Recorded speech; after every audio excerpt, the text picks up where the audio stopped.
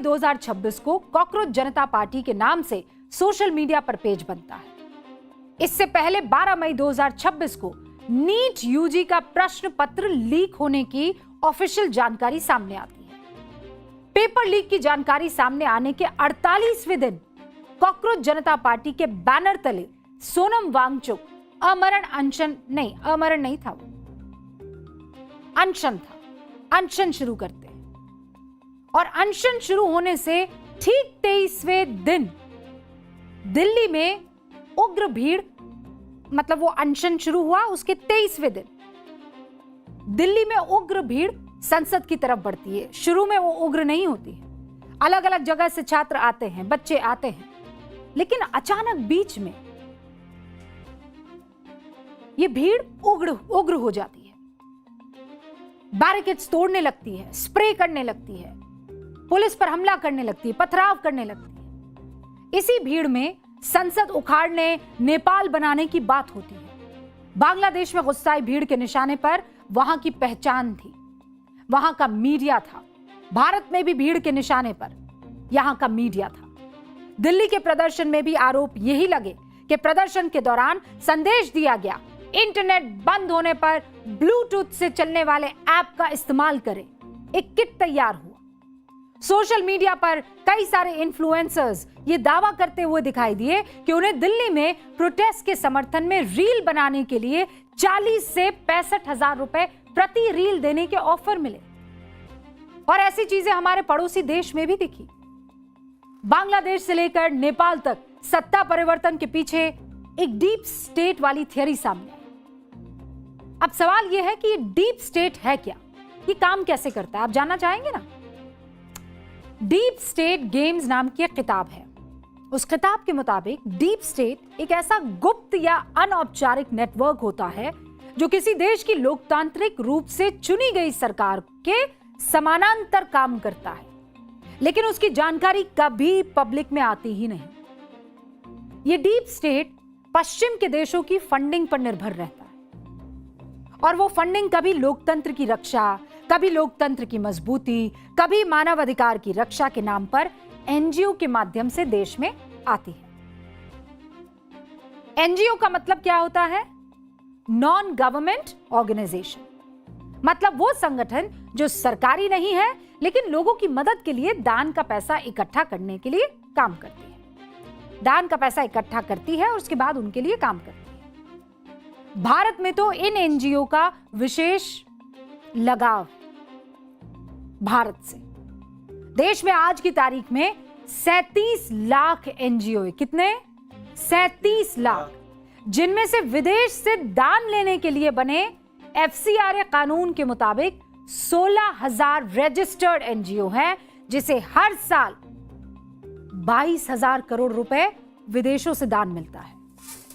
अब सरकार विदेश से आ रही इसी 22,000 करोड़ रुपए पर नजर रखने के लिए एफसीआरए कानून को कड़ा कर रही है। नए एफसीआरए कानून में विदेशी चंदों से बनी संपत्तियां एनजीओ खत्म होने के बाद सरकार के कंट्रोल में आ जाएंगी। यानी कोई भी संपत्ति जो विदेशी चंदे से बनी है उसे सरकार तब अपने कंट्रोल में ले सकती है जब एनजीओ का रजिस्ट्रेशन रद्द हो जाए या एनजीओ अपना रजिस्ट्रेशन सरेंडर कर दे और यह ना बता पाए कि उसके अकाउंट में ये फला पैसा कहां से आया और यहां से अगर आया तो ये गया कहां। सरकार के इस फैसले का विरोध देखने को अब तक मिल चुका है। तमाम पॉलिटिकल पार्टियां एफसीआरए एक्ट का विरोध करती हुई दिखाई दी है, बहुत सी, और इसे एनजीओ पर उसने हमला भी बताया है। और यह तो बहुत पहले से कहा जाने लगा था कि हिंदुस्तान की तरक्की बहुत से लोगों को पसंद नहीं आ रही है। और यह कहते हुए हम यह भी नहीं भूल रहे हैं कि परीक्षा के पेपर्स अगर लीक हो रहे हैं तो सिस्टम में दीमक तो लगी है। सोचा है कभी, भारत में अनेकों ऐसे मंदिर हैं जिनके प्लानिंग को अगर आप देखेंगे, डिजाइन को आप देखेंगे तो दुनिया के बड़े बड़े अजूबों को भूल जाएंगे। सोचा है कभी? एक ऐसा मंदिर आज आपको दिखाती हूं जिसकी ईंटें पानी पर तैरती हैं। सच बता रही हूं। तेलंगाना के मुलुगु जिले में भगवान शिव का एक मंदिर है रामप्पा। 13वीं सदी का ये मंदिर है और यूनेस्को की विश्व धरोहर की सूची में यह है। पूरे भारत का अकेला ऐसा मंदिर है जिसका नाम किसी भगवान या किसी राजा के नाम पर नहीं है। पता है किसके नाम पर है? इसे बनाने वाले मुख्य शिल्पकार रामप्पा के नाम पर, इसीलिए इसे रामप्पा का मंदिर कहा जाता है। लेकिन इस मंदिर का असली जादू पता है क्या है? इसे बनाने का तरीका। मंदिरों को जिन भारी पत्थरों से बनाया जाता है वो पानी में डूब जाते हैं, है ना? लेकिन रामप्पा मंदिर का शिखर जिन ईंटों से बना है वो इतनी हल्की है कि पानी में डूबने की बजाय वो तैरने लगती है। पता है क्यों? डेंसिटी की वजह से। इन ईंटों की डेंसिटी पानी की डेंसिटी से कम है। अब ऐसा भला क्यों? क्योंकि मिट्टी में बबूल की लकड़ी, भूसी, हरड़ के मिश्रण का इस्तेमाल करके इन ईंटों को बनाया गया और ये ईंटें बन गई स्पॉन्ज जैसी हल्की, लेकिन चट्टान की तरह मजबूत। मंदिर के मुख्य मंडप में काले बेसाल्ट पत्थरों को तराशा गया है। जब आप इन खंभों के खास बिंदु पर जाकर थपथपाते हैं तो यहां से आवाज आती है सारेगामापा की। इसी अद्भुत कारीगरी को देखकर मशहूर इटालियन यात्री है मार्को पोलो। जब इस मंदिर को देखा तो भैया हैरान हो गए और कहा कि मंदिरों की आकाश गंगा का सबसे चमकीला तारा है रामप्पा मंदिर। चलिए भाई, हम भी घंटी बजा देते हैं। हमें अब इजाजत दीजिए। कल आपसे फिर मुलाकात होगी 8:50 पे। फिलहाल जाना होगा, लेकिन कहाँ मिलेंगे कल? न्यूज़ की पाठशाला में। न्यूज़ की पाठशाला में 8:50। नमस्कार।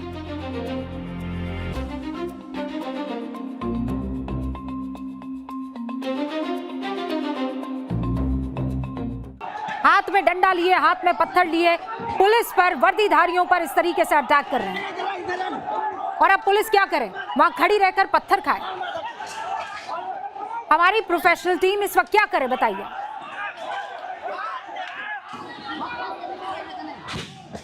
और ये देखिए, पुलिस जब वापस आएगी और लट बजाएगी तो फिर कहा जाएगा कि देखिए पुलिस वाले क्या करते हैं। ये लोकतंत्र नहीं, ये लाठी तंत्र है।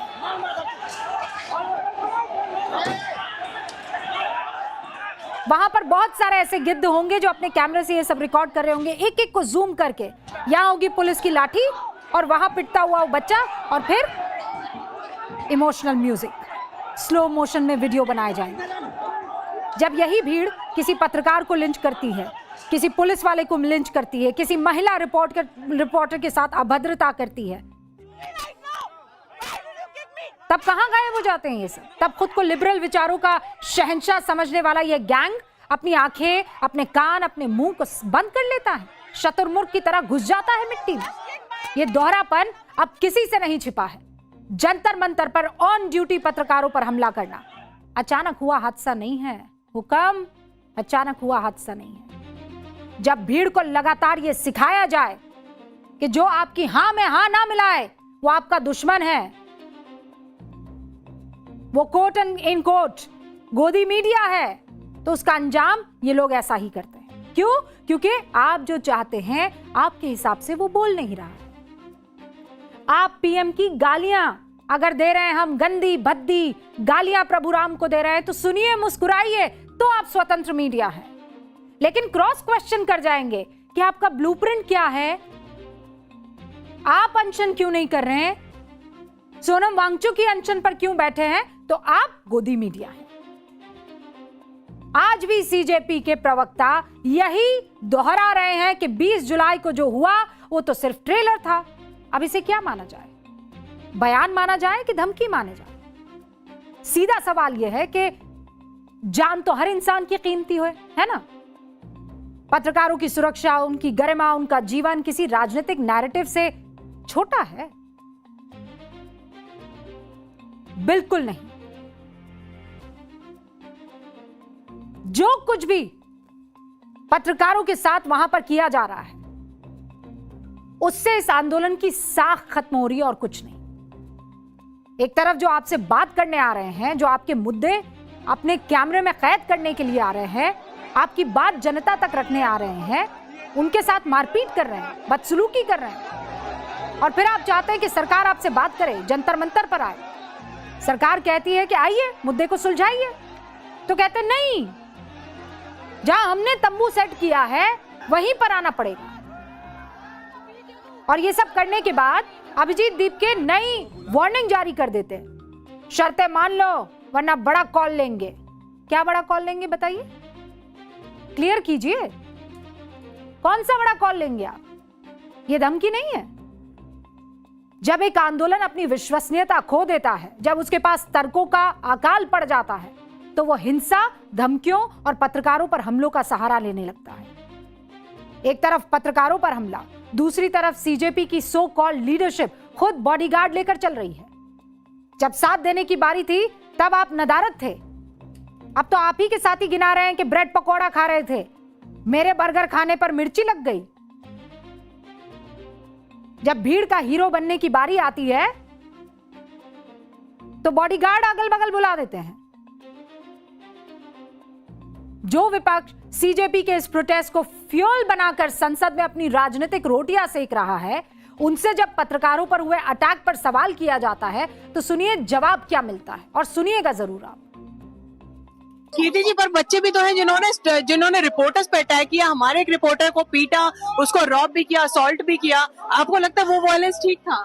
नहीं, ऐसा कीजिए ना, आप लोग भी सच्चाई दिखा दिया कीजिए, तो फिर कभी कोई आप लोग के ऊपर। आरएएफ ने भी अटैक किया, आरएएफ पे अटैक हुआ कल। कौन आ रहा? आरएएफ पे, और पुलिस ने एफआईआर दर्ज कर, पुलिस पे भी हुआ अटैक, जर्नलिस्ट पे। आपको गोदी मीडिया का क्वेश्चन करना है, आप गोदी मीडिया का क्वेश्चन कीजिए। ये तो बता दीजिए। कुछ नहीं बताएगा, कुछ नहीं बताएगा। देश का छोटा छोटा लड़का का साथ आप लोग ऐसा करेगा, क्यों वो लोग नहीं करेगा? उन छोटे लड़कों ने जर्नलिस्ट के साथ जो किया, हमारा एक रिपोर्टर था, उसको रॉब किया, असॉल्ट किया। आप क्यों किया उधर अंदर में? आपको नहीं, उनका वो लोग जानते हैं जो आप लोग गोदी मीडिया का आदमी है। आप नहीं, वो लोग जानते हैं आप लोग गोदी मीडिया का, आप गोदी मीडिया का आदमी है। असॉल्ट किया जाएगा।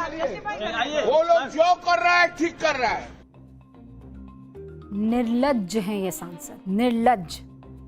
ये सर्टिफिकेट देंगे कि कौन सा मीडिया कौन सा है। इसका मतलब ये लेजिटिमाइज कर रहे हैं कि जो इनके साइड वाला मीडिया है, कभी उधर साइड या इधर साइड चला जाए तो वो गया ही क्यों, वरना उसका तो पिटाई हो जाएगा। वाह कल्याण बनर्जी, वाह। आज ही महिला सांसदों पर अभद्र टिप्पणी करने के लिए इन्हें पूरे सत्र से निलंबित किया गया है। ये बताएंगे, ये कह रहे हैं जो पत्रकारों के साथ हुआ वो सही हुआ।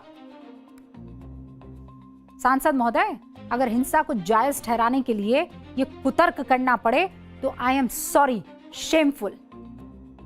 फिर बंगाल में जो आपके नेताओं के साथ हो रहा है, जो अंडा ट्रीटमेंट आपको मिल रहा है, घरों से बाहर नहीं निकल पा रहे हैं, भीड़ के हत्थे चढ़ जा रहे हैं, आप ही के तर्क से मुझे बताइए वो ठीक है कि गलत है?